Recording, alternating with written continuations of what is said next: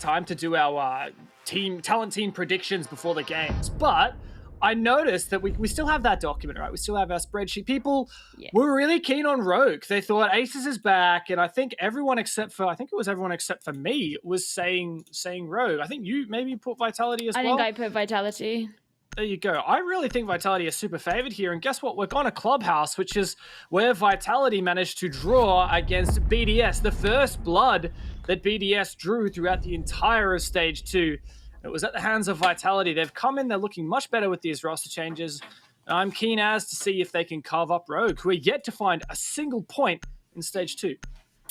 Yeah, they're really putting all their eggs into the basket of Aces is back, we have to turn things around now. And they certainly aren't wrong. They have to turn things around now. They don't have any time to fix that. But there's no saying for definite yet that the issues with the team holistically that we've seen so far in Stage 2 have been because of that. I mean, Hosty was playing pretty well, but today is the day where we are going to learn.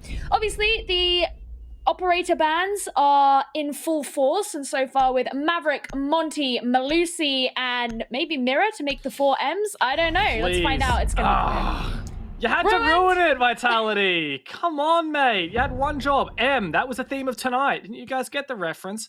All right. Well, I'm going to break into these. Maverick is a pretty common ban on Clubhouse, of course. It's not necessarily Vitality's go-to, though. We've seen quite a few come out from them. Thatcher was what they banned against BDS. They've done Capitao in the past, Maverick as well. Maverick just changes the landscape of hard breach situation, which is super imperative on Clubhouse, and it means we're likely to see that Thatcher plus 2 hard breaches every single round. Maverick is actually a good one because not only does it completely deny that bandit trick, and it also means that you can destroy catered hatches. It does take some time, but you can get through it. But also you get the 2 nades, which are really good for clearing utils, such as those Goyo shields and Malusis, which are both banned. And I feel like that maybe that Maverick brand weighed into those as well. But for Vitality's side, I know you want to get on this, Gio, but I want to mention the Monty ban, which is not a super common one. Not one we've seen a lot before from Rogue. In fact, their usual go-to here on Clubhouse is Capitao. But we saw how good Vitality were in Stage 1 against Tempera on Clubhouse using this Monty. I think that's why Rogue banned it out. Well, what I'm particularly interested in is the fact that Vitality have decided to come to Gym Bedroom straight away, and this was the site that they really took advantage of BDS on. Now, interestingly, part of the reason that they were able to do that was because they had a Thatcher banned out that time, and BDS were relying on the Kali. Not so much a problem here. So it could be that things go a bit different, but Vitality, particularly Rise, who was playing the Valkyrie at the time, this time is going to be Fabian, had a very strong presence in Gym that basically made it impossible for BDS to push on through the Jacuzzi wall. They then later in the round tried to go and take server. That was also too late, and it completely splintered BDS's attempts at an attack. I want to see if they can recreate this here against Rogue. Yeah, that BDS Vitality game the other day, Vitality went flawless defending Gym Bedroom. So definitely a tall order here for Rogue, but I would hope that they watch that match. It's probably the best we've seen from Vitality in quite a long time. And if there's any match that Rousty and the lads from Rogue would be studying, it's definitely that one right there. So they should have an idea of what to expect coming into this round. As you mentioned, the Maverick was banned that time, so a bit of a different landscape. But nonetheless, I digress. Rogue starting to take control from this cash side, something you said that BDS did somewhat struggle with previously. It's typically a step number 1 for a lot of teams on attacking this bomb site. You try and push from cash, so you have some kind of presence, and you can deny CCTV runouts and peeks from that window. You can also push in through con in the late round. And Rogue are fully dedicating to this. Very much so. Obviously, you still have Bibu and Goga present. Goga's narrowly missing the nade, but that will, of course, get rid of the bandit batteries that he had present on the cache wall. They themselves haven't been flushed out yet, but with 3 players of Rogue on this side of the map and Aces just flanking around through bar. What a read. There's still a strong Aces presence. knows. He knows that Fabian's on the flank here. I don't know whether he droned it or whether this is a tendency read from Rogue, whether they know that Fabian likes to go for these late flanks, but this has been perfectly cut off. And now it just comes down to, does Fabian have info? Is there a black guy somewhere in bar that's calling out to him that Aces is watching this angle? Because if not, I think Fabian's going to fall directly into his hands. It would be very difficult for Vitality given how much prowess they've shown on this site in the past. Fabian's not rushing into any decision just yet. He's ready and waiting. Rogue, they're now in the final minute of the round, and without aces nearby, they don't have the EMPs, but it doesn't matter. So far, they've still managed to get Selma onto the jacuzzi wall, and that shouldn't shunt them too much.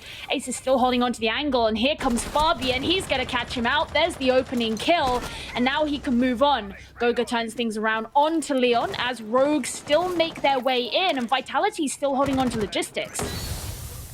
Aces proves that patience is a virtue, but Rogue, they're running out of time on this attack. 20 seconds left, just under. It's ticking away second by second, and they have to make a push. Jumping in through Con, it's Corey. Aces finds his second. This is huge. Karzeka wants to find that plant. That's the last gas gone down, but the plant denied, and Aces as well through logistics. This is perfect. Rise steps up massively, and Corey left with it all to do.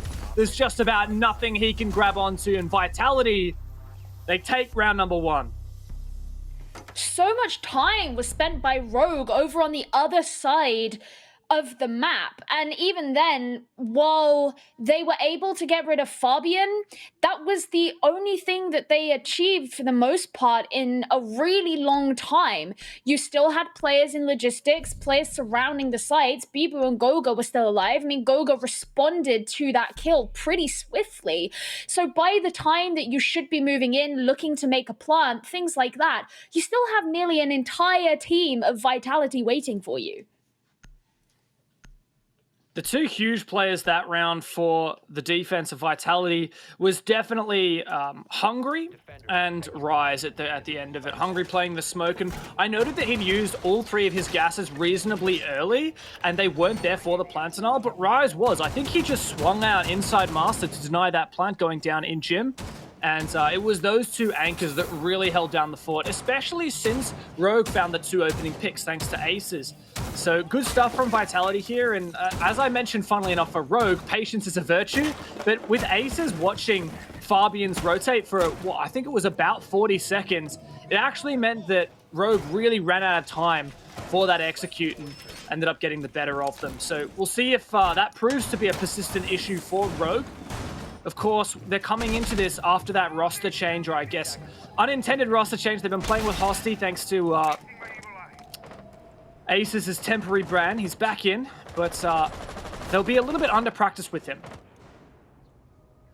And that's the thing, a lot of people are really excited about the fact that Aces is back in the roster. As are we, obviously. It's really nice to see him. He is one of the best performing players on this team, but there's still that risk of things not being fully meshed right now as they're kind of out of practice.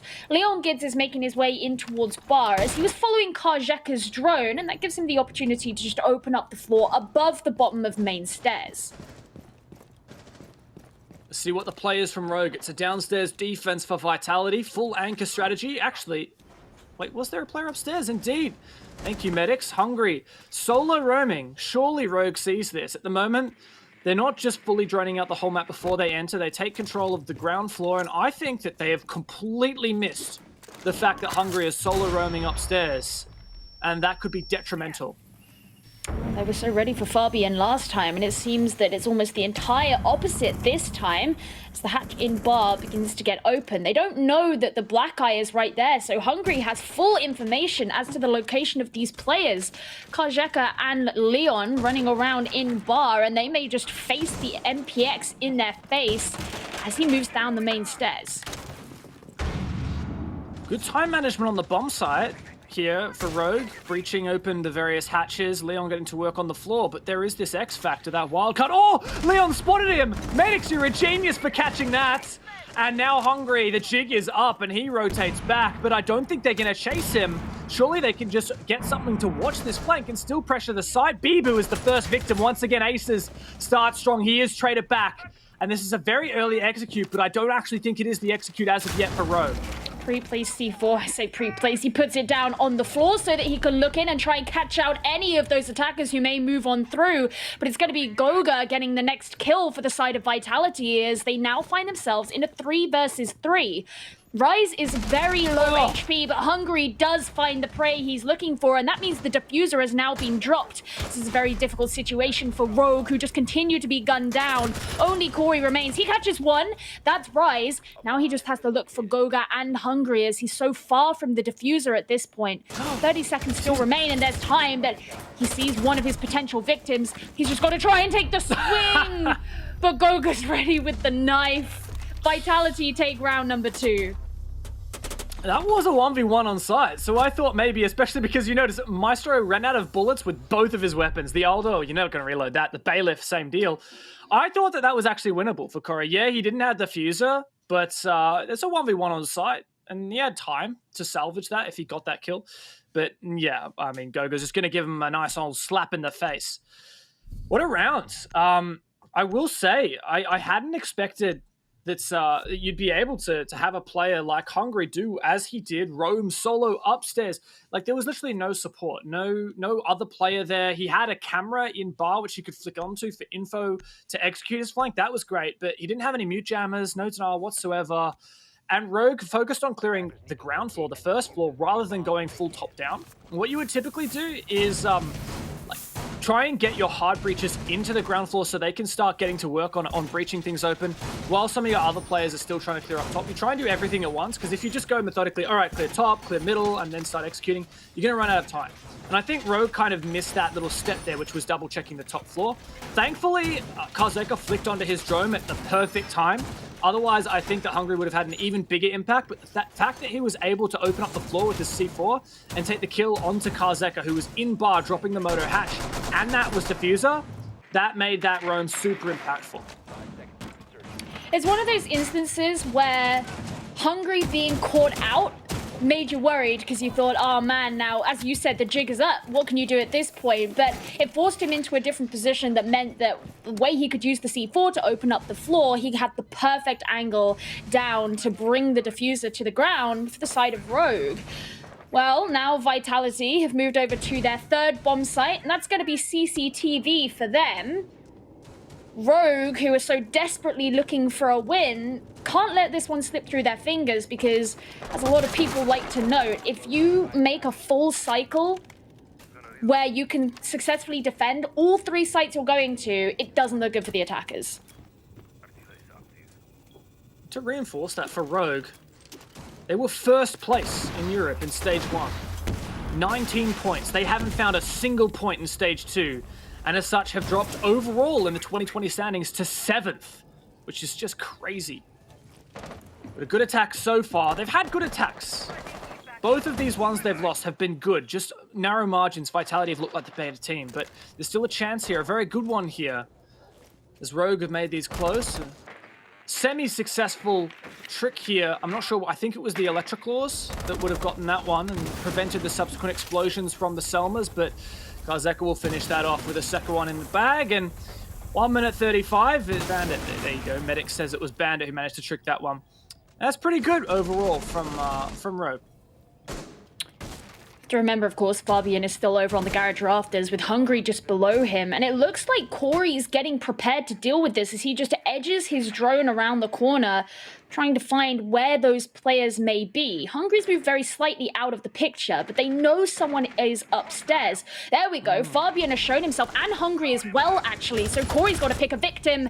There's the first one. You can't yet find the second, and in fact, Fabian will ensure that he is taken down in a trade 1-for-1.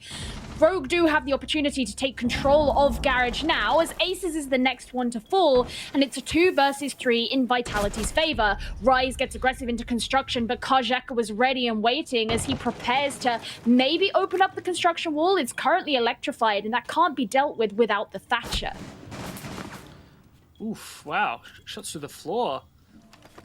It takes a lot of damage. Leon in a decent position here. Nothing impeding him from walking up red except for the player ready to receive at the top. A close range engagement, and Leon's favored on account of having that one-time sight. He doesn't know where the player is, checks the corner. Karzeka's in a gunfight elsewhere, and the TCSG cleans up the final 2 players. Bibu, a great round by the end of it, and Vitality maintain 3 straight defenses.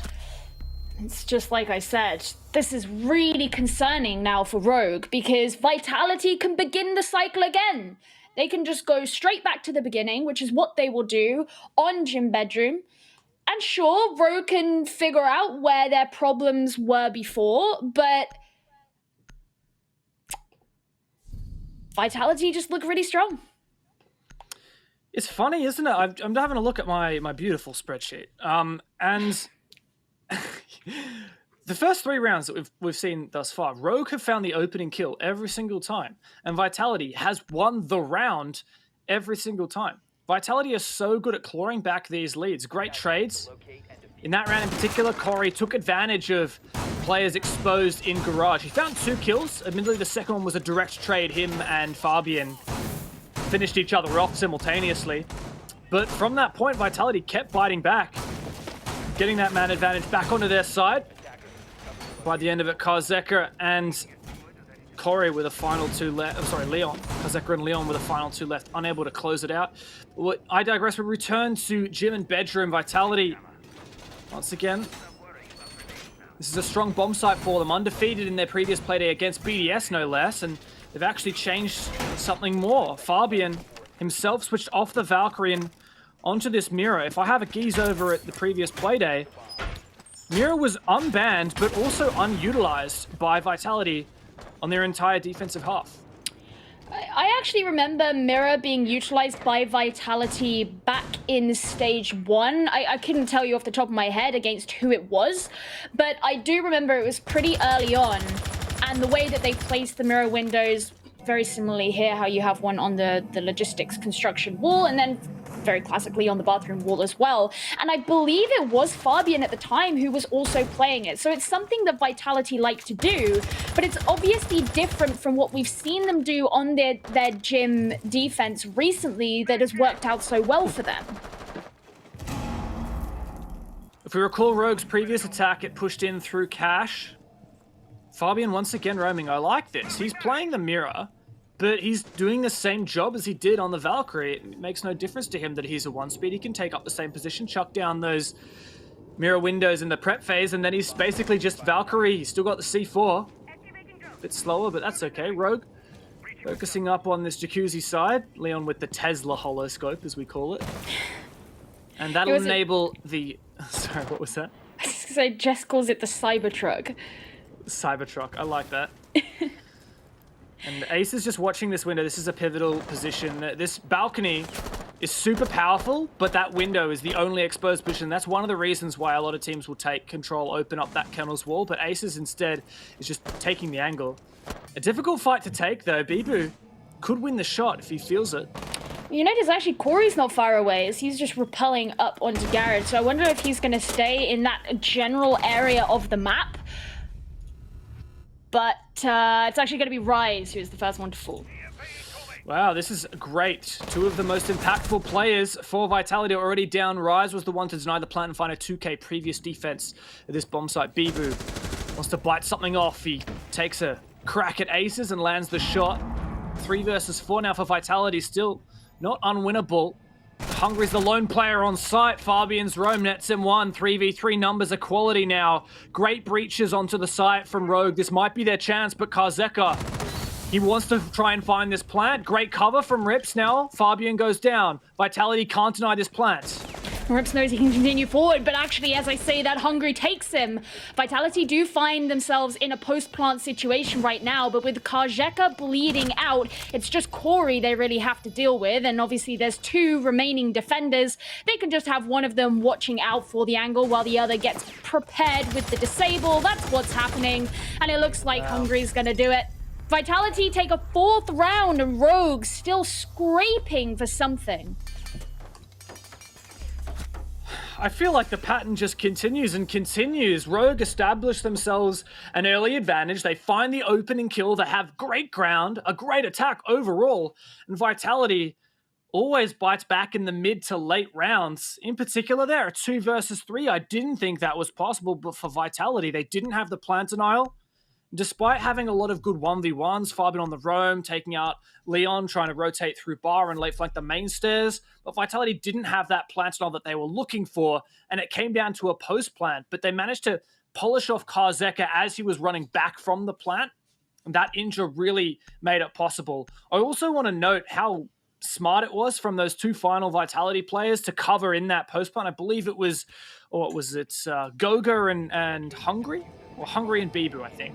Really, really lovely the way that they didn't try and find the final player left. It was simply, okay, you defuse, and Bibu, who's got the better gun, he's got the 416 on Jaeger, he's just going to sit there basically on the player who's defusing, and he's just going to watch whatever angle, because they don't have info on where that rogue player is. So if he pushes through Jacuzzi, the Jaeger is always making sure that he is in a position between the diffuser and that player, and that meant that even when he died, he had done his job. He enabled that diffuser to get disabled. Working really well together, and as you mentioned, just so many holes in what it is Rogue are trying to do. The early advantages are great, but if they can't turn it into control, there's only so much that you can hold on to when it comes to the late round. And that seems to be where Vitality are really holding strong right now. Back down into the basement. This is where before we saw Vitality have Hungry on the roam. This time he's going to be playing Mirror. Not in the hands of Fabian anymore, but it also means that likely he's down in the basement with everyone else, and it does look like that is the case. Interesting gamble here from Rogue. They decided not to bring the Thatcher for the first round here. They've got aces on one of his comfort picks, the Ash. And they did that because there was no Kaid in the lineup, as opposed to the previous time. What is that? Leon, this is disgusting. Stop it. Bibu's like, okay, note to self, do not move. This is my corner. This is my safe space. Do not move out of my safe space. But as I was saying, the Kaid was not picked by Vitality. They showed that in the Operator reveal phase, and Rogue decided, okay, it doesn't matter, we don't need to bring the Thatcher. A bit of a gamble. Vitality could have 6-picked onto that Kaid, and then it would have been really hard for Rogue to open these hatches. Kajeka's drone not yet being spotted as Rogue look out to see who might be down in which bomb sites, and Aces throws in the flashbangs to help facilitate what will likely be a blue push. You see Goga's ready and waiting for anyone in kitchen. The hatch is still intact, and I'm assuming he has impact grenades in pocket. Yes, he does. It's Corey. His job is to push down through blue. Nice wide rotate there means that he could find himself catching someone out as long as he plays this patiently, but you have to remember the mirror window is right next to him in Armory. He has a good position. Vitality overall have a really good setup though. I really like this mirror window. It basically denies that bottom main stairs position. Even if someone gets in there, Bibu could potentially call over Hungry to toss a C4 over, but Corey, he's in such a good position. He's just waiting for someone to move, try and peek Moto. I don't think they're going to. A smoke grenade denies that mirror window. Great position there. You can see Goga just pre-firing through that smoke, and Aces, he's the first one to make a move, takes down Bibu. They're trying to play aggressively, and Rise is also going to be bleeding out. Leon should be able to take advantage of this as he pushes into Church. This is what happens, and now this could be Rogue's turn to make things flow in their direction. Just Fabian remains on the side of Vitality. He has to move forward. He can't quite secure the first kill as Kajeka goes in with the plant. Once the flashes subside, as a flawless round from Rogue. Wow. And suddenly, maybe the momentum might start to shift. Yeah, wow. I was just praising Vitality. Lovely setup there you've got. In particular, really great for holding bottom main stairs. Kitchen push is going to be kind of difficult, I guess. And lots of good stacking on the bomb site from Vitality. They've got all the 5 there instead of just the 4 previously. But Rogue, they had some really good life problems. Something that I remember talking to their coach about after their game when they beat BDS in stage 1. It was the coach was saying, look, it's actually a lot of this just teaching the players how to problem solve live in game. So in that particular situation, hey, there's a mirror window on blue. We can't really push down that. Well, we've got a smoke grenade. Why don't we just chuck a smoke grenade down blue? We'll have 2 players push, Aces from Oil Pit and Corey from the blue stairs. Meanwhile, they can really nullify a lot of those positions inside of Church while we have 2 people execute into Church through Moto. And you're basically nullifying a lot of those players near the dummies in Armory on Vitality. And as such, they were able to execute onto that bomb site really well, take that control directly away. And we'll pull off a flawless round, which is a lovely change of tide here for Rogue, who have had 4 really strong attacks that they just couldn't cut through. Certainly, and I think it's quite notable the fact they've decided to keep aces on Ashe for this time round as well. I really like the aggression with which Corey and aces will work together to push down into blue, and it was something that works very well for their playstyle and just the way they like to roll. So with aces back on Ashe as well and no longer taking position on Thatcher, it could be something else that they decide to bring out here, just thinking, all right, we know where our strengths are, we're not going to try and second guess everything, we're not going to try and play to some specific strategy, let's just play to what we know we can do. Yeah, Ace has definitely popped off on the Ashe last round, and the Thatcher utility wasn't so relevant for that defensive setup from Vitality, but I think it is relevant here. In particular, Vitality have 2 operators for wall denial, and there's not a lot from Rogue to counter that. In particular, the Kennels wall will probably be quite difficult to breach. You don't really have anything to just remove the static wall denial on that, unless if you go below, and that takes time.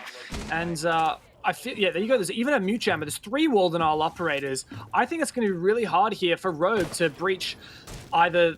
Look at that. There's a mute jam or a shield. Like, Goga's ready to trick that. There's so much here for Vitality. And then you've got the cash wall into construction as well, and that's got wall denial on it too. So I feel like it's going to be really difficult for Rogue to get over. They're probably going to have to try and nade over the top or something.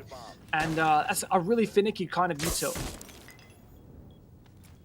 Very much so, because of course, if it fails, they have very narrow avenues that they have to try and push in through that make it very hard, because when you're funneled through those kinds of channels, the defenders can just basically wait with a gun pointed at your head and shoot you down as you come in. So they're getting ready to go in from below, it looks like, potentially going to shoot them out, or nade them out, I'm sorry. Rise moves position, and that saves his life. You saw that drone, and that's what gave him the knowledge to move out of that position. That's both of Leon's nades. I thought that maybe they would go below to clear out the util from that wall, but you can see Karzek, okay, that's what they're going to do now. So Aces breaches underneath that construction wall, but the claw is clear at the top of the wall. Okay, he does manage to destroy one side worth, and Karzeka does follow that up with a Selma to breach, but Vitality still have some really strong positions on site, and they need to be aware of this flank from Hungary as well. Flank from Hungary, we've seen that one before, and especially with Rogue flirting around the downstairs area, although it doesn't actually look like they're going to be doing that much more, but even so, Hungary could well catch Aces out now if he decides to commit to coming in through stock. There are the smokes to start things off, and Leon Gids will actually be the first death. Karjeka adding on to that, and Rips as well. Vitality just gunning down the members of Rogue who begin to come in. Corey's going to attempt to pull things back, but with Aces falling as well, once again, he's left as the last member. Vitality are just looking so dominating.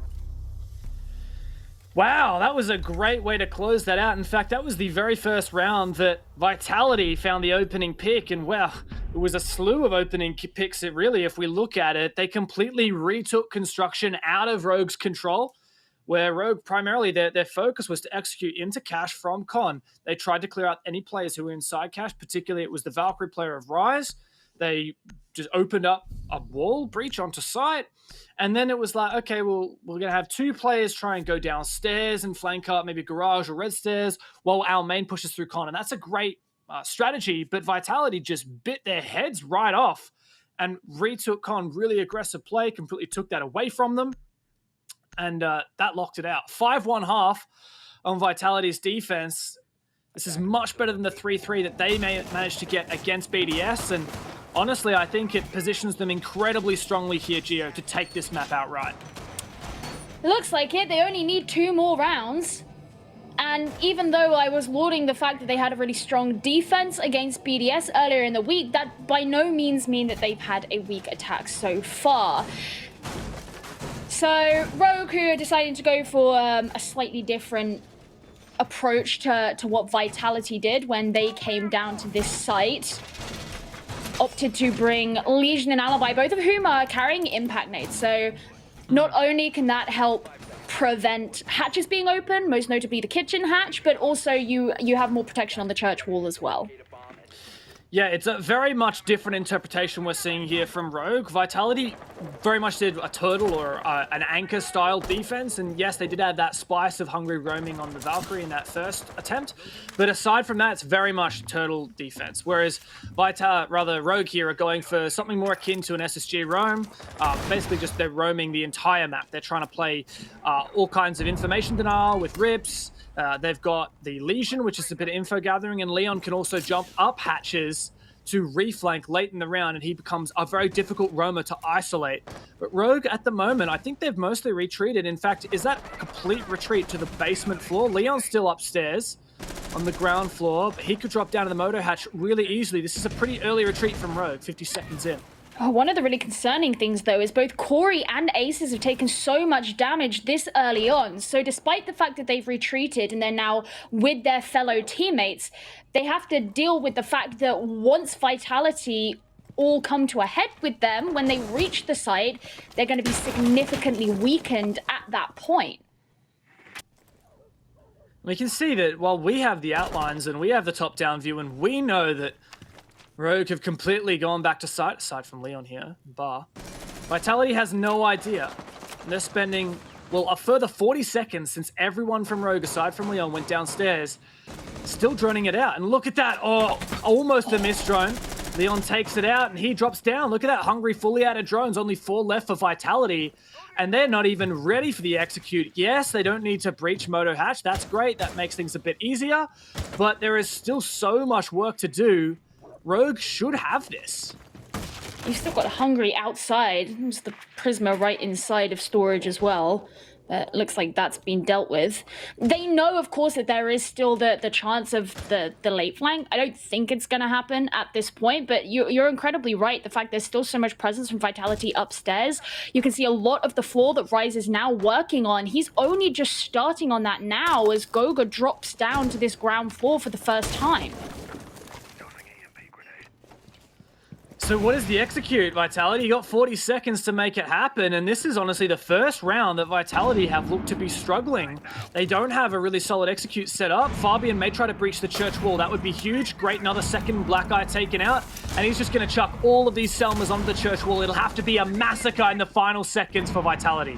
Yeah, looks like it didn't work out though. Goga, he's just narrowly trying to peek into church, but Leon gets his ready and waiting as he takes a swing in, but it doesn't work.